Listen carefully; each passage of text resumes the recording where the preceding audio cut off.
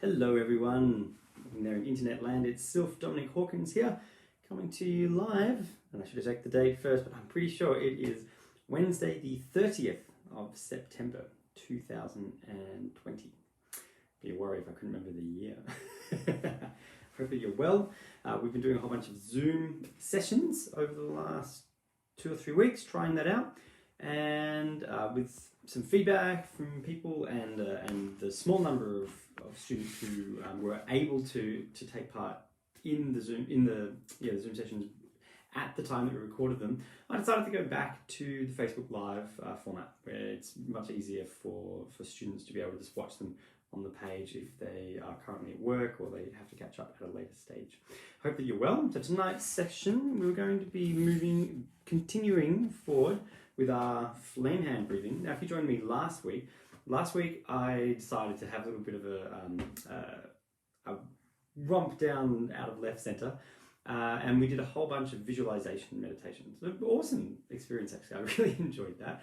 So tonight we're going to run back into this practice of sense observation as a form of meditation. So I was clarifying last week the distinction where meditation is about orienting the sense of self with the context around you, with the context of what is happening around the being, around the experience, experience. Or the idea of visualization is to orient the self with imagined possibilities, which will evoke imagined and but very real experience of the 5 senses, things you could hear, and imagine future changes of how you would like to feel, or a sense of change in the experience of the body in a future imagination.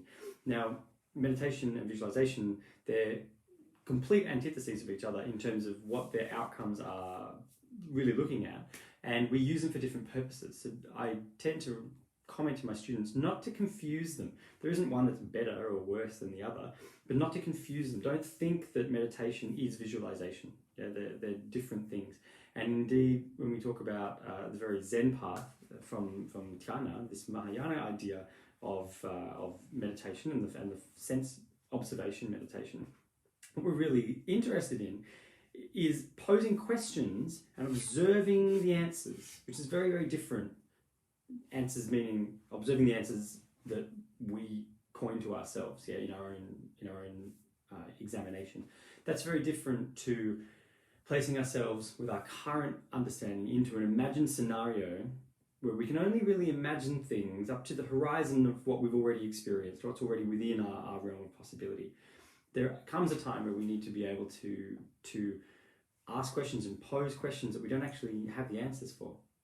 And we can't imagine a perfect scenario out of our already established understanding, or else there's a high chance that we would have already arrived at that point. We'd already be living those experiences. So we tend to bounce back and forth in Hoshinden, especially the meditation practices. Sometimes I walk students in the actual classes. I walk people through, I need to slow down with my speech, don't I? I walk people through visualization experiences and visualization meditations, where it might be a guided meditation, guided visualization. It might be discussions about a particular idea or posing a context. So we say, okay, I get the student to imagine themselves in this scenario and then play that out. And that's useful. And then there's other times where I'll get the students to sit down and we'll be practicing meditations of the sense observations. What can you smell? What can you hear? What can you taste? What can you touch? What can you feel? What can you see? And those ideas are all about getting us to just sit down and look. What is it that I can actually hear?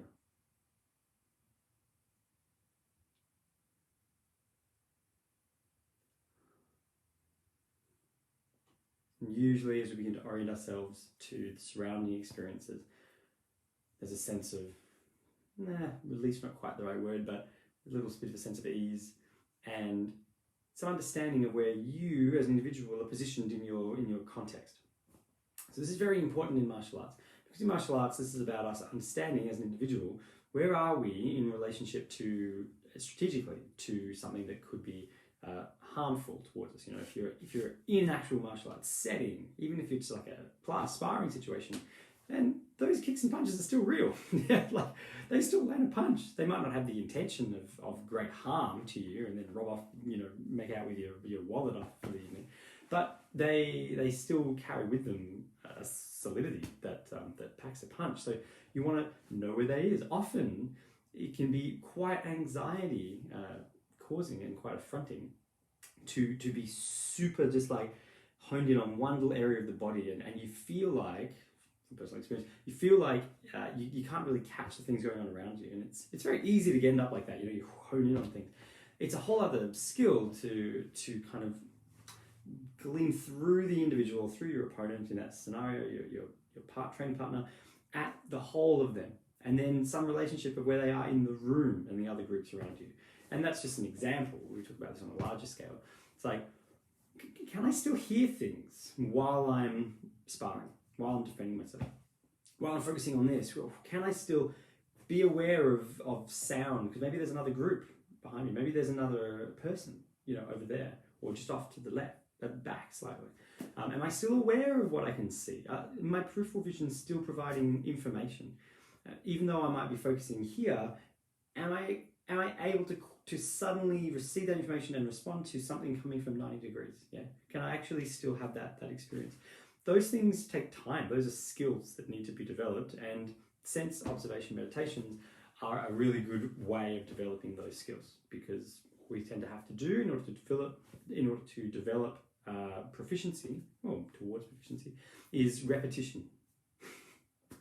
And there's a lot to be said for natural talent, and where it butts up against complete lack of talent, and then the effort and the decision making that has to go into at that point going further, becoming more, or developing more greater context. So for martial artists, we use both of these in my dojo, both of this sense observation meditation, like now, present observation meditation, and visualization, imaginations or future or past.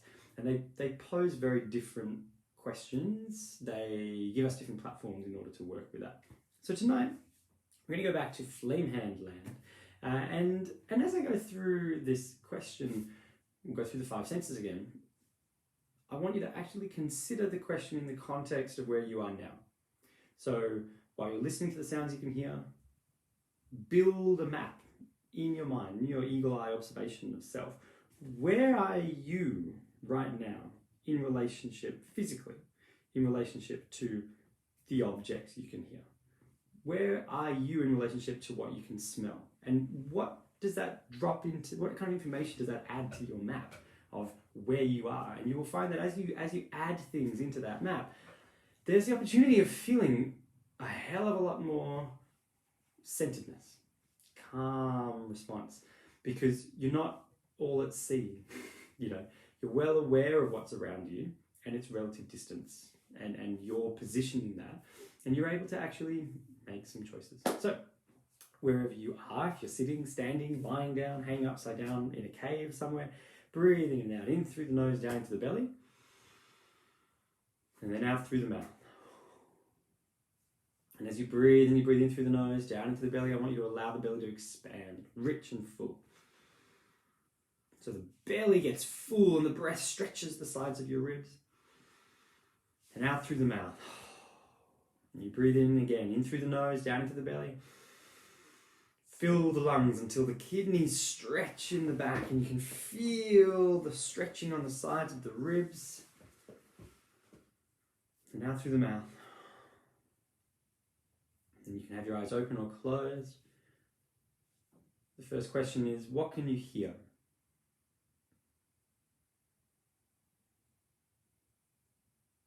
As you breathe in and out, what can you hear? What sounds can you hear?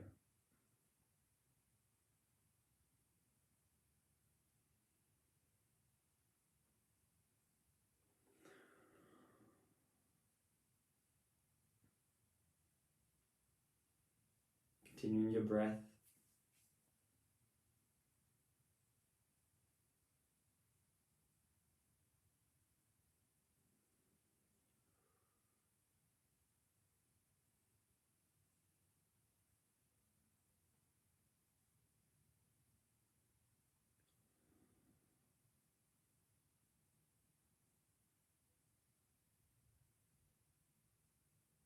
And as you're listening and answering that question, what can you hear?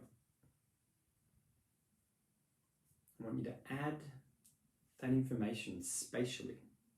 It's all 3D information. What can you hear and where is it? Where does that place you in your graphical understanding of the 100 meters surrounding you? As you're breathing in through the nose, down into the belly gets full, and then after the belly is full, the breath overflows into the upper part of the chest. And it descends from the chest first, and then the belly compresses, and the outward breath. So now we're going to move away from our focus on the experience of sound. Now the question is, as you're breathing in and out, what can you smell as you breathe in through the nose? And out through the mouth.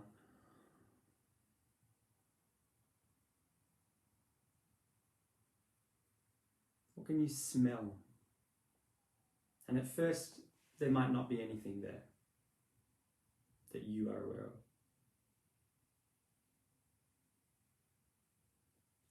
And as you look back over with the microscope of your mind, maybe there is some subtle,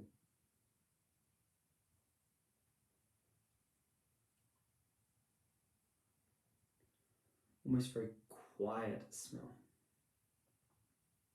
in the room that I'm in. When I actually look there is some sweet smell in the air. Maybe a flower, like a floral scent, from flowers.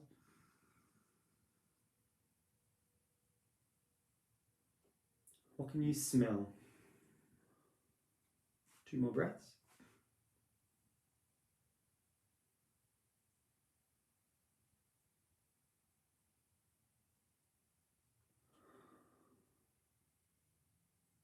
Final breath.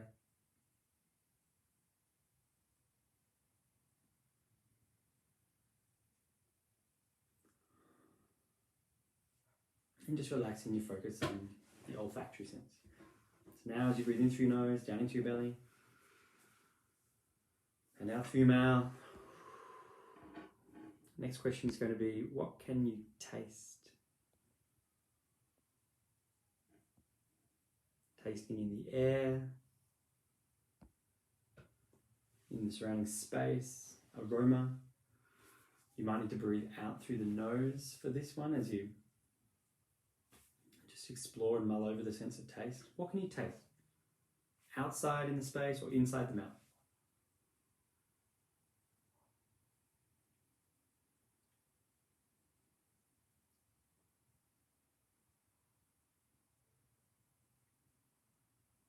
And if at first there isn't taste there, then look again.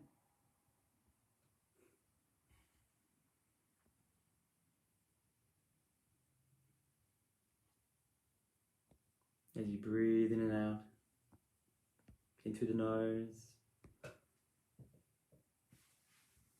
down into the belly, and then up, out through the mouth. What can you taste?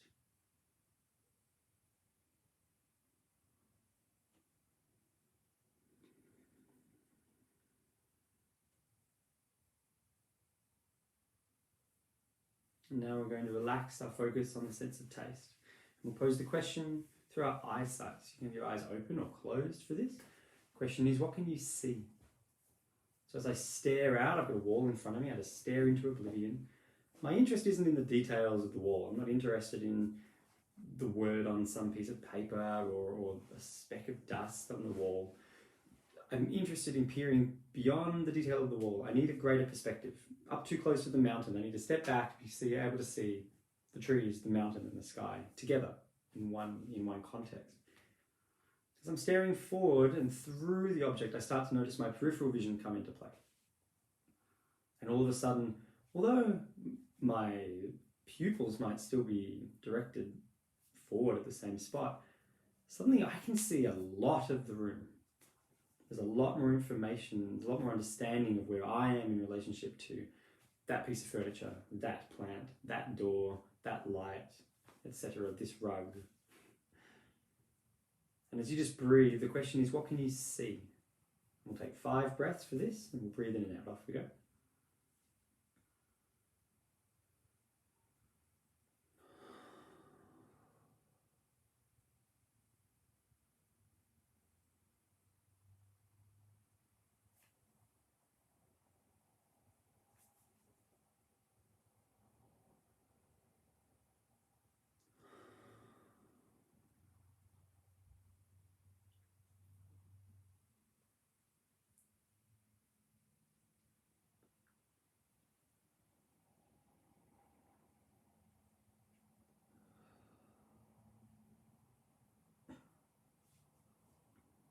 Up to the final breath.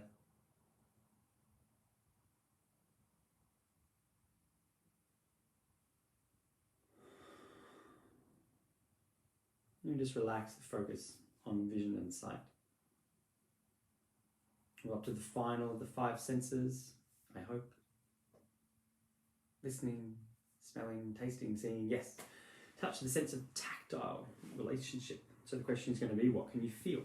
I want you to start, so I've done this over the last 20 odd hours of these videos, you're going to start at wherever the body is experiencing its relationship with the ground. So I'm sitting in a chair right now, and I can feel pressure, sense of pressure, the backs of the legs, backs of the thighs, a little bit at the back of the knee, a lot at the feet, the heels, a little bit at the toe, the ball of the foot. And so I will choose any of those. Somewhere to hone in my interest in the experience of pressure. So choose for yourself. Somewhere where your body is in direct contact, even if it's through another object, with the ground. You can just observe the sense of pressure. As you breathe in and out, eyes open or closed.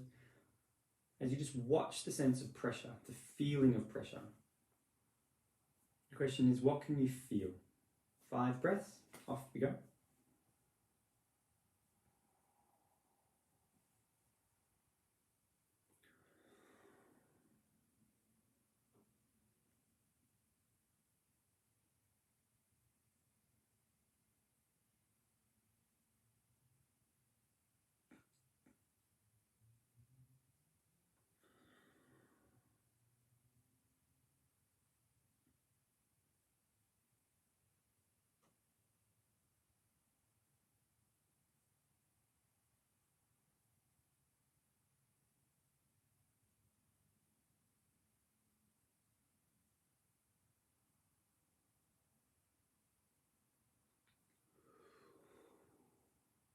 One more breath.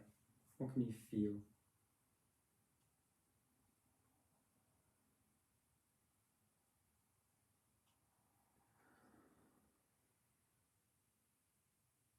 And you now just relax the focus on the sense of tactile feedback.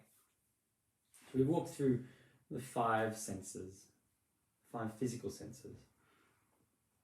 And hopefully by now it's very quick for you to be able to jump back into them. So I can quickly ask you, what can you hear?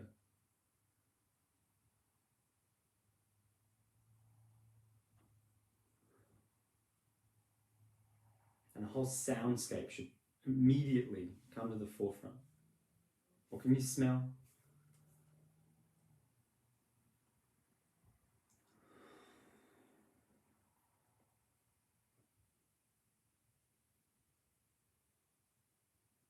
And there should be some detail, even as subtle as it might be. What can you taste?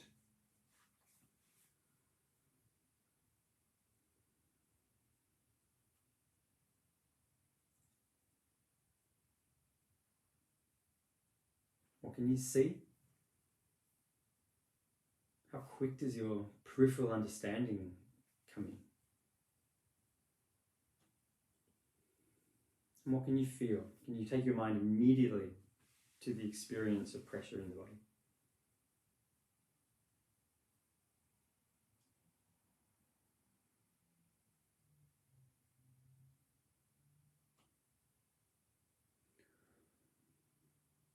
So now that we've established this, we're going to move on to our flame hand exercise.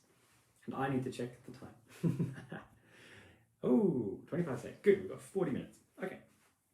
So we're going to start, for some reason I like the left hand. So we're going to go with the left hand. I do this every time, don't ask me why, I have no particular reason. I'm going to start here and I'm going to begin at the very center of the palm. So if you've been doing this for a couple of weeks with us, if you're used to this, if you've been doing this for months, then feel free to just begin with us. If you are new to this and you have no idea what I'm talking about, you're going to want to get your right hand, your right pointer finger, and I just want you to push into the middle of your left palm for a second in the center, just until you can get some sense of feedback, nervous system feedback. Maybe it's the pressure or the pulsing of the blood. But I want you to actually feel that sensation in the hand, the left hand, not the finger. So I'm not interested in the pressure that the right finger can feel. I'm interested in the remaining residual experience in the left palm. Sometimes one of my teachers used to get their fingernail and just push and turn, and it would leave this little momentary kind of tingle. And he taught that to me as a very simple way of being like, you can't feel some part of your body? Twist the fingernail into it, stand back, and then meditate on it for the next half hour. It's an interesting little activity. So I'm going to start by just observing, what can I feel there, the center of the palm. No more than 3 breaths, breathing in and out. I'm interested in nervous system feedback. What's there?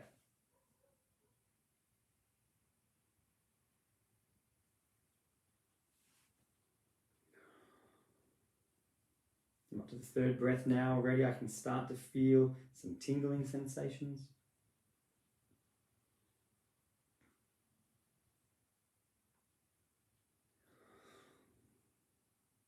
Okay, now I'm going to move quite fast, so feel free to lag behind if you are not yet reached the thresholds that I'm commenting on. I'm going to take my mind and, like a pencil, just like I always say, I want you to draw a line from that point of experience up the left pinky finger towards the tip of the pinky itself. As you breathe in and out.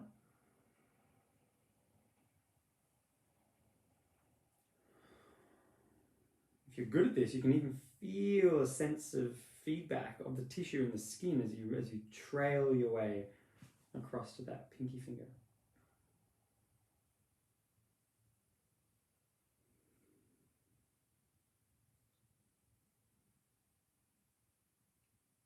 And just in a few breaths, we dwell on the experience in the pinky finger itself up here towards the tip, maybe the relationship between the fingernail and the finger, the palm bed, the finger bed.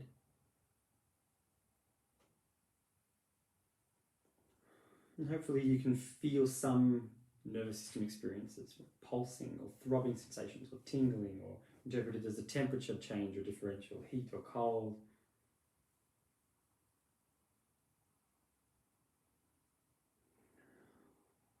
Okay, now we're going to just, in our mind, walk our little pencil back down to this center of the left palm. And as we go, traveling, observing, experiencing feedback and experience, physical sense in the tissue, in the skin along the way, back towards the center of the palm. Now we're going to stay there just for 2 more breaths. So breathing in, observe again. What can you feel at the center of the palm? You're interested in nervous system sensation.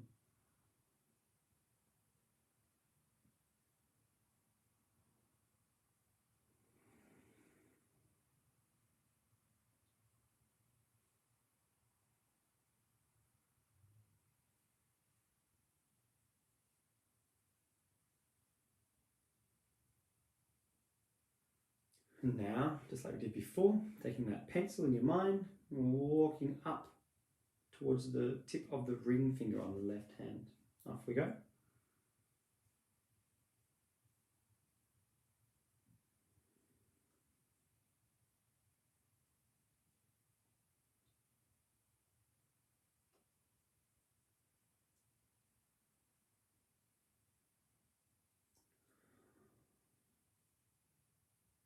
I'm giving another 2 breaths to just observe and expand, kind of increase the sense of sensation in the left ring finger.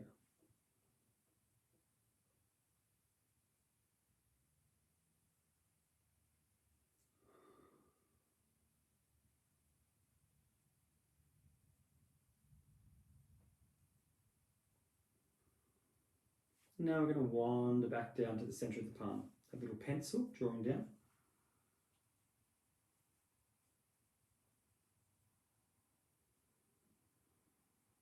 Now we're going to dwell at the palm for another 2 breaths.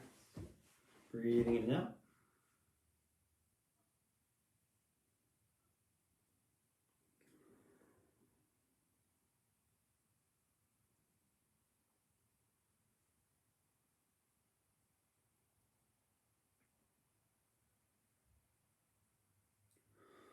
Now we're going to wander. That little pencil of sense observation wandering up towards the left root finger, left middle finger. Off we go. I'm getting faster with these, so I'll give you 2 breaths.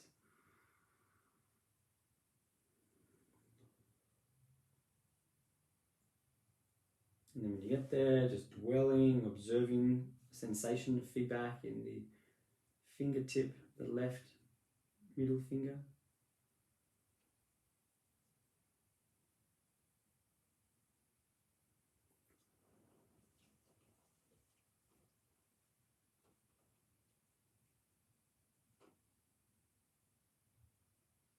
And now drawing our way back down to the center of the palm.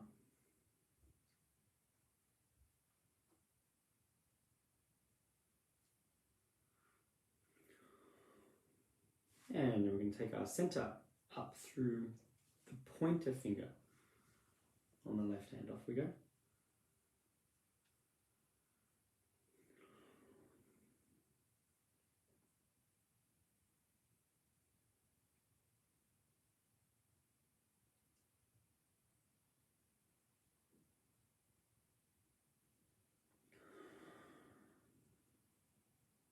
Give you one more breath at the finger of the pointer finger, the fingertip of the pointer finger, left hand.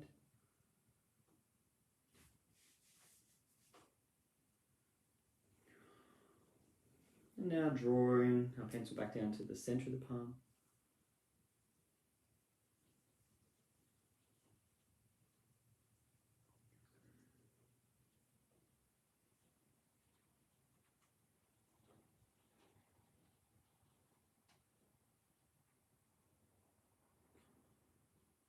And finally drawing our attention, that pencil line up to the tip of the thumb on the left hand. Off we go.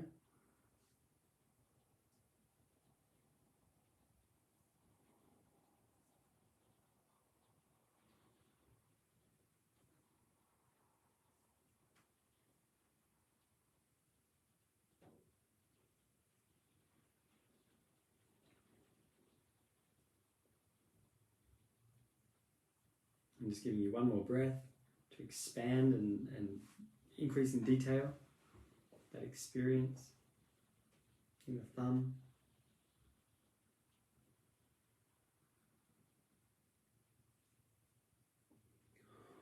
Now drawing that focus, that little imaginary pencil back down. And as you do so, the goal is to experience and feel the feedback of the skin and the tissue.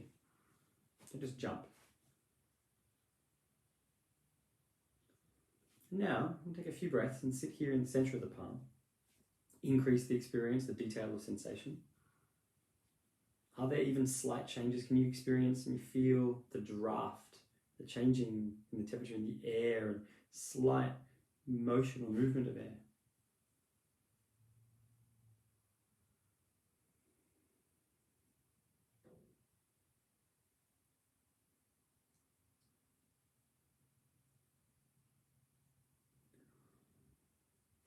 Now, just like how before I was practicing my peripheral vision, I was looking forward with my visual sight at the wall, at the window, etc. My interest was in my whole peripheral vision. How much information could I take in surrounding those points? Here, it's a peripheral experience. It's not visually, it's through kinesthetic feedback, so it's tactile relation. And my interest is in all of the knuckles here and the surrounding square of the palm. Yeah? I'm still focused here in my looking mentally, but this is curious. What are these feelings here in concentric rings all around that center up to the start of the fingertips? I'll give you 3 breaths to just explore that sensation. What can you feel? Can you have your peripheral feeling?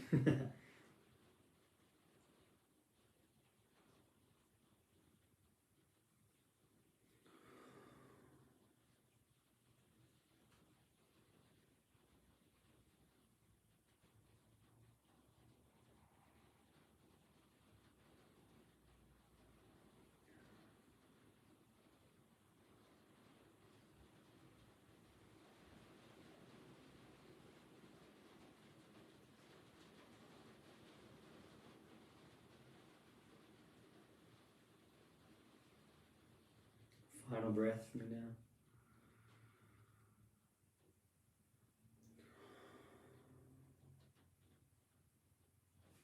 Now my interest is broader, still observing here, seeing this peripheral vision. Can I stretch it? Can I experience the periphery of the fingertips and the tip of the thumb at the same time as the knuckles, at the same time as the palm? Off we go. Can I feel the whole hand?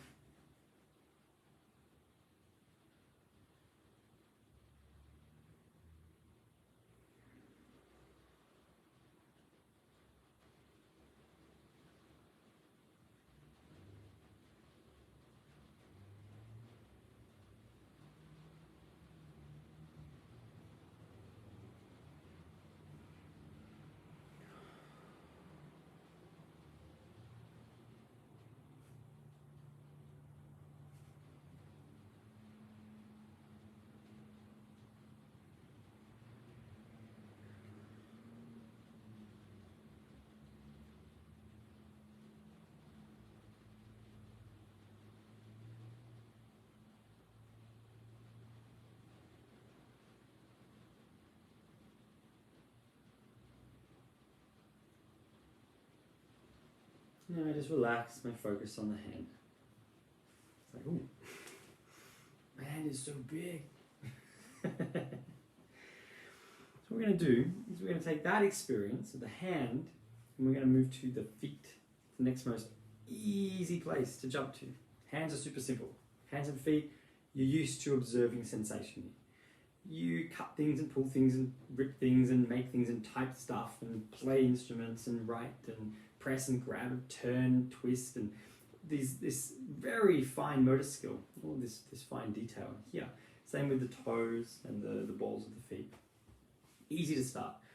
What's harder to start and what you get to, what's really fun, take this activity and find somewhere in the body that's numb. Somewhere in the body that's vacant to your ability to penetrate it in the mind. Why is that? Maybe there's an area, a particular part, something on the side of the ribs. You look, but you actually can't quite penetrate that experientially. Or the very top of the head, or the tip of the nose, or the inside of the nostril. Yeah, the tops of the ears. You want to look around the body. Eventually, if you're one of the high-grade students in these experiences, take the enjoyment and the fun of that and scan the physical flesh and look for areas that you cannot locate mentally. You cannot walk over there and find there, or there's like a bit of a numb fog in a particular area.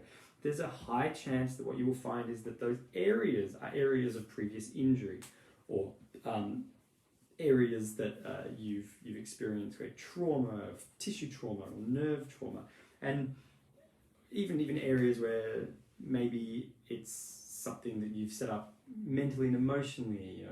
It's some part of your body you feel embarrassed about or ashamed about, and therefore you kind of shy away from really having the spirit of the self dwell there, in the flesh.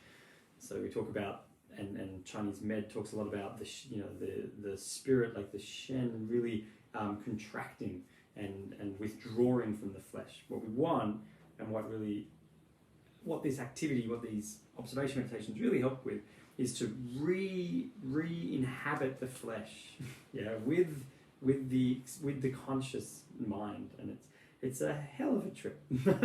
Good fun. So I'm going to think about my feet. You take your mind down to both big toes. We'll do this. We'll see if I think everyone can keep up with this. Do both feet at the same time, because then you can sit them close together. It's going to be quite easy. I want you to think of both big toes at the same time. Both big toes of both feet, and just observe feeling. It might start with a sense of blood pulsing or pressure, maybe a tingling sensation. Whatever it is, start in the actual big toe itself. Maybe a good place, if you really are struggling, is to start between the difference of the nail bed and the nail. Can you feel a difference, blood or a pulsing between the toenail and the flesh underneath the toenail, or the bed of the toenail. Otherwise, just start anywhere in the toe you want. The knuckle, you feel this pulsing sensation, the blood and the bone.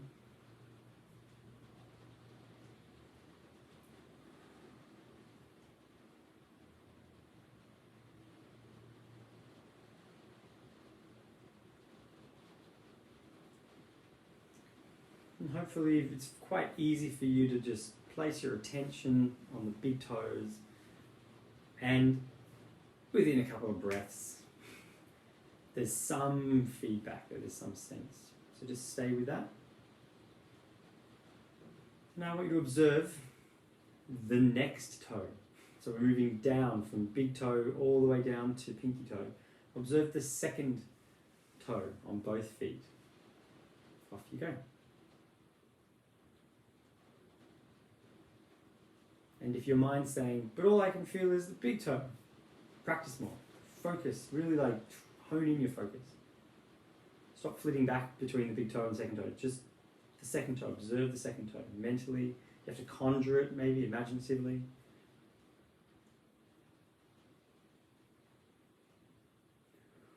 If you need to start with just one, start with one.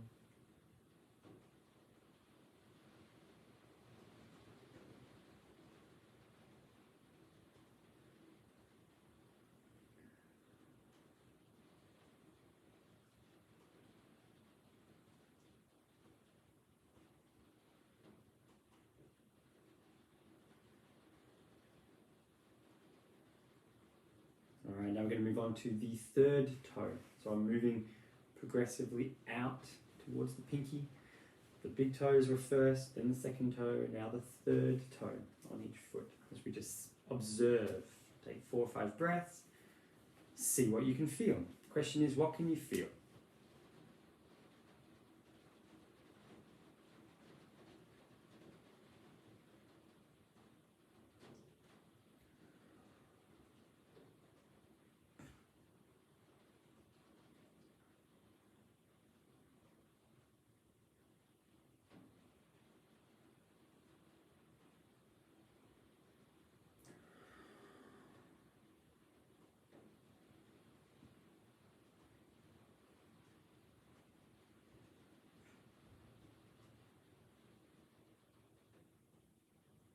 Remember the focus on the third toe. Don't get distracted with the first and second, the third toe.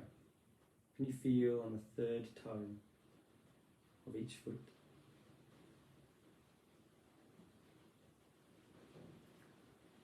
Hopefully you're finding the delicate edge between the second toe and the third toe, and the fourth toe, and the first toe, and the third toe, and the second toe, and the fifth toe, and the fourth toe. As you practice creating the mental structures to really isolate each one. Bow, bow, bow.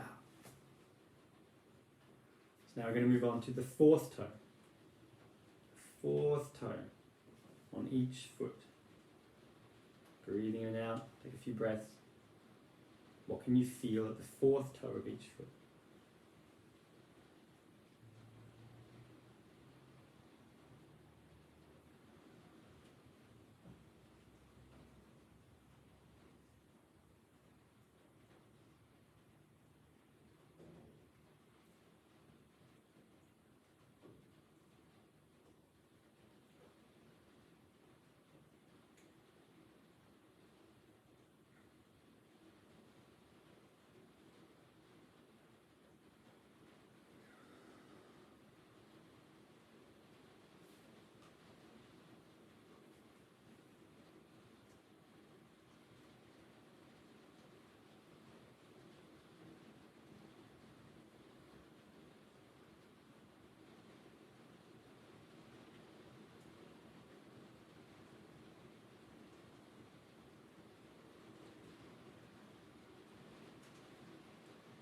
Now we're going to move on to the last toe, the pinky toe on each foot.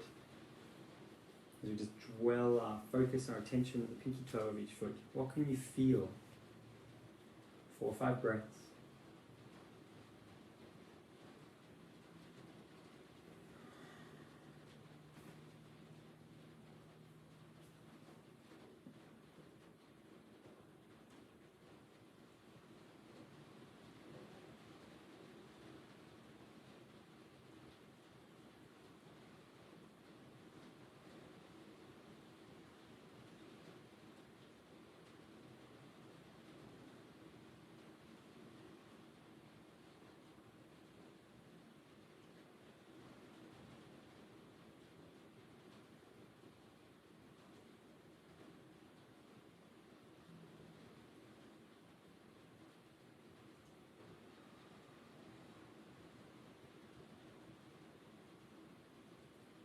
2 more breaths.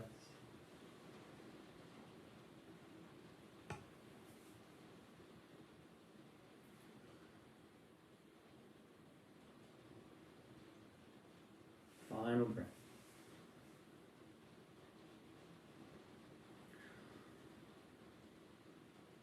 And now, in your own breath cycle, I want you to quickly review each of the toes, one by one. So I'm going back and I'm starting at the big toe, maybe just one breath. Can I isolate the sensation of the big toes? Yes. Moving on to the second toe. Can I isolate that sensation? Yes. For some reason the left is more heightened than the right. Great. Moving on to the third toe. Can I isolate that sensation? Yes, again, the left third toe seems to heighten the right for whatever reason. Can I move on to the fourth toe? Can I isolate that?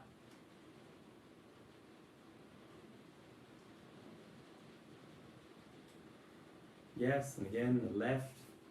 Moving on to the last toe, the pinky toe. Can I isolate those?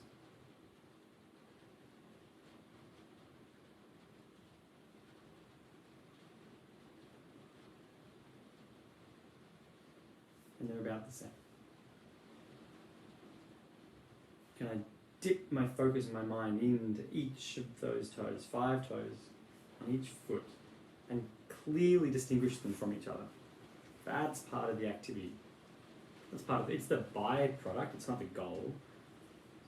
It's part of how we further develop that. Now in your mind, just step back from the toes and observe what is it that's at the feeling in the foot. Both feet at the same time. Can you observe the foot as a larger entity? We've kind of taken a layer of abstraction, stepped back in our perspective.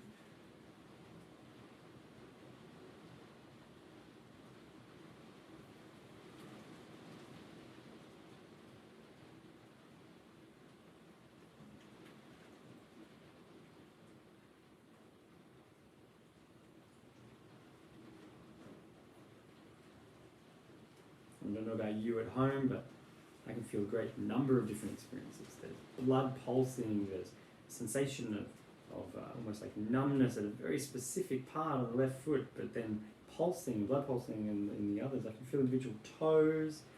I can feel the gap under my big toes at the near the nail.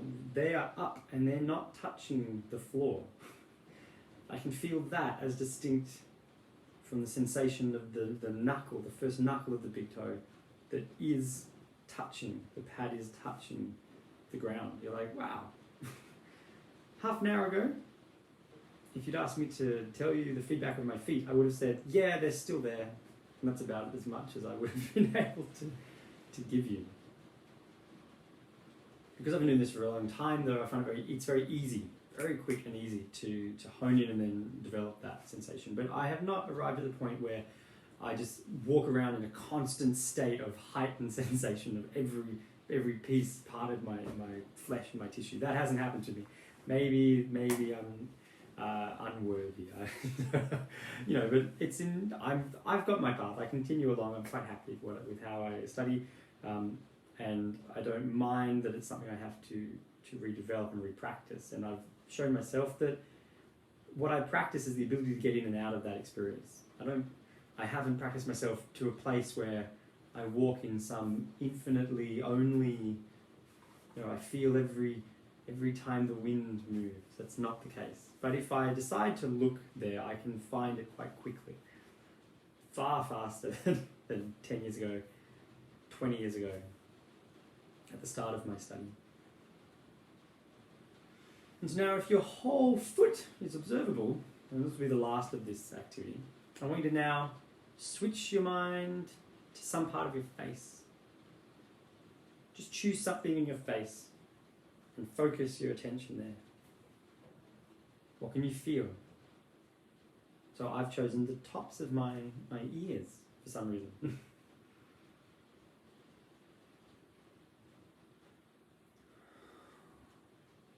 What can I feel is the question.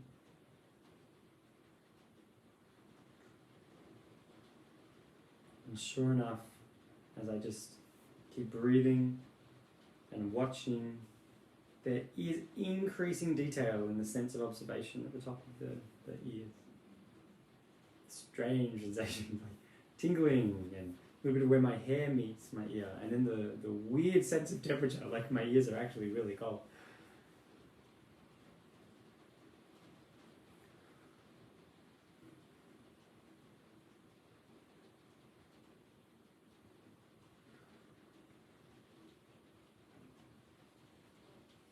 So we'll wrap it up there tonight.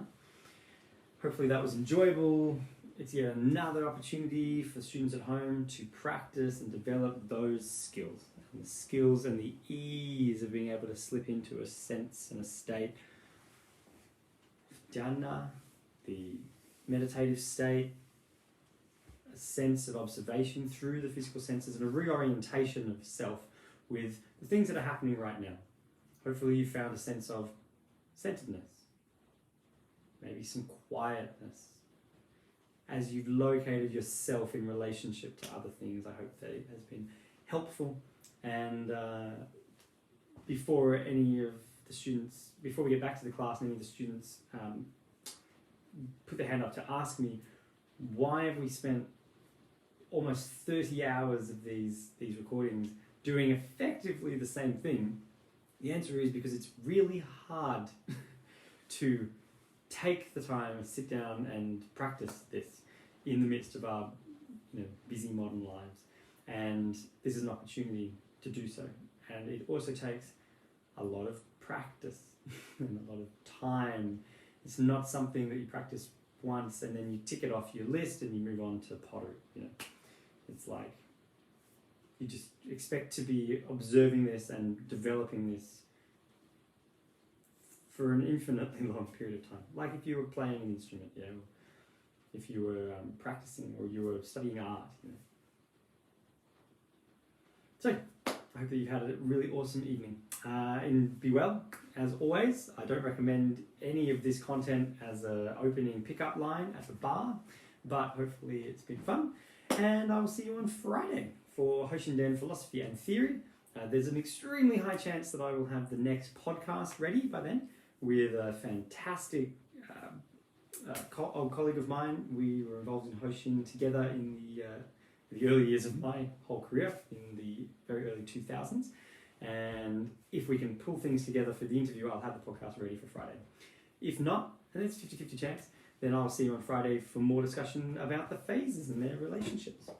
Ciao!